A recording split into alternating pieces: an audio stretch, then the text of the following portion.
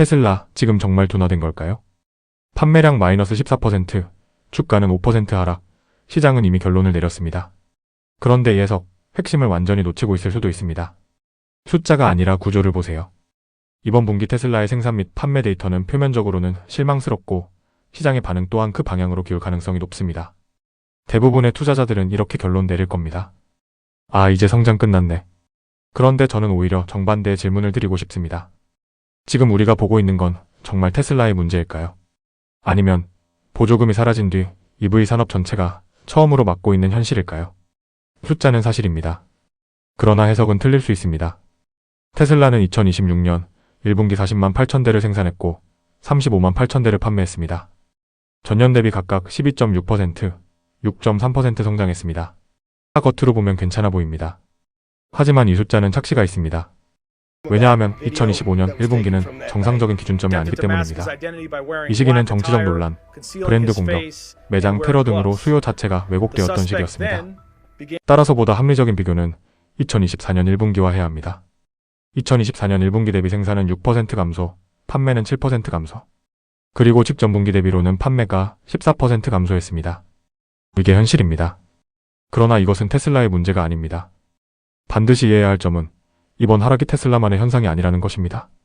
미국 판매 기준으로 포드의 전기차 판매는 6,860대로 70% 감소했고 GM의 EV 판매는 25,900대로 19% 줄었습니다. 현대기아의 미국 EV 판매 역시 합산 1만 8,000대 수준으로 21.6% 감소했습니다. 물론 예외도 있습니다. 리비아는 1만 365대를 판매하며 20% 성장했습니다. 그러나 이 수치를 시장 전체의 회복 신호로 읽어서는 안 됩니다.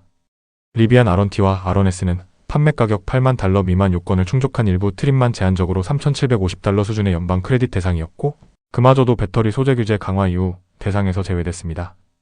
다시 말해 리비안은 원래부터 보조금 의존도가 낮았던 고가 세그먼트에 더 가까웠습니다.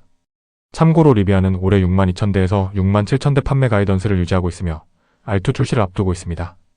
리비안, 토요타, 루시드를 제외하면 주요 EV 업체들의 판매는 모두 줄었습니다. 그리고 가장 중요한 숫자는 따로 있습니다. 미국 전체 EV 판매는 2026년 1분기 28% 급감했습니다. 반면 같은 기간 미국 전체 라이트 비이컬 판매 감소폭은 5.3%에 그쳤습니다. 이 차이는 매우 중요합니다. 자동차 시장 전체가 무너지고 있는 것이 아닙니다. 지금 더 큰 충격을 받고 있는 것은 EV입니다. 7,500달러 연방 보조금 폐지. 직접적인 원인이 있습니다. 미국은 2025년 9월 30일 7,500달러 연방 EV 세액 공제를 종료했습니다. 2026년 1분기 수요 약세 핵심 배경입니다. 이건 매우 중요합니다. 7,500달러는 소비자 입장에서 결코 작은 돈이 아닙니다. 그 보조금이 사라졌다면 특히 중간 가격대 EV에서는 수요가 급격히 흔들리는 것이 당연합니다. 그래서 저는 이번 분기를 두고 EV의 장기 수요가 끝났다고 보지 않습니다.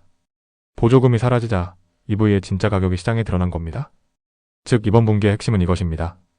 지금 미국 EV 시장은 구조적으로 죽어가는 것이 아니라 먼저 보조금 제거의 충격을 정면으로 맞고 있는 중입니다.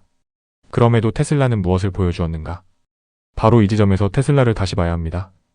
전체 EV 시장이 28% 급감하는 동안 테슬라의 미국 EV 판매 감소폭은 약 4.6% 수준에 그쳤습니다. 그 결과 미국 EV 시장 점유율 작년 1분기 43.4%에서 57.5% 수준까지 올라왔습니다. 이것은 매우 중요한 신호입니다. 테슬라는 이번 분기에 잘한 것이 아닙니다. 숫자 자체는 분명히 약합니다. 하지만 더 중요한 건 보조금이 사라진 뒤 업계 전체가 흔들리는 구간에서도 테슬라의 상대적 지배력은 오히려 강해졌다는 점입니다. 이것이 의미하는 바는 분명합니다. 지금은 EV 시장의 모든 플레이어가 함께 성장하는 구간이 아닙니다. 보조금이 사라지고 금리가 높고 가격 부담이 커진 시장에서는 약한 플레이어부터 먼저 흔들립니다. 그리고 이런 구간에서는 시장 점유율 1위가 더 강해지는 경우가 많습니다. 시장이 놓치고 있는 핵심. 그래서 저는 지금 시장의 해석, 즉 판매 둔화 성장 종료라는 공식이 너무 단순하다고 봅니다. 테슬라를 자동차 회사로만 보면 맞는 해석일 수 있습니다. 그러나 테슬라를 에너지, 소프트웨어, 자율주행이 결합된 하나의 시스템 기업으로 본다면 질문은 달라집니다. 중요한 것은 이번 분기에 차를 몇 대 덜 팔았는가가 아니라 정책 충격 이후에도 경쟁사 대비 우위를 유지하고 있는지입니다. 우리는 지금 전환 구간에 있습니다. 그리고 지금까지의 데이터는 그 질문에 대해 꽤 명확한 답을 줍니다. 시장은 줄어들고 있고 경쟁사는 흔들리고 있지만 테슬라는 그 안에서 점유율을 더 가져가고 있습니다. 이 구간에서 투자자들이 가장 많이 하는 실수는 언제나 같습니다. 숫자를 보고 구조를 놓치는 것입니다. 이번 분기의 숫자는 분명 좋지 않습니다. 하지만 그 숫자를 읽는 방식은 달라야 합니다. 이것은 테슬라만의 위기라기보다 보조금이 제거된 뒤 EV 산업이 처음으로 진짜 경쟁을 시작한 순간에 가깝습니다. 결론. 지금 숫자는 분명히 좋지 않습니다. 하지만 구조는 매우 명확합니다. 경쟁사는 후퇴하고 있고 시장 자체는 축소되고 있지만 그 안에서 테슬라는 점유율을 확대하고 있습니다. 그리고 이 구간에서 투자자들이 가장 많이 하는 실수는 항상 동일합니다. 숫자를 보고 구조를 놓치는 것입니다. 지금은 위기가 아닙니다. 시장 재편 구간입니다. 그리고 저는 이렇게 봅니다. 지금은 테슬라가 흔들리는 구간이 아니라 보조금이 사라진 시장에서 진짜 경쟁력이 드러나는 구간입니다.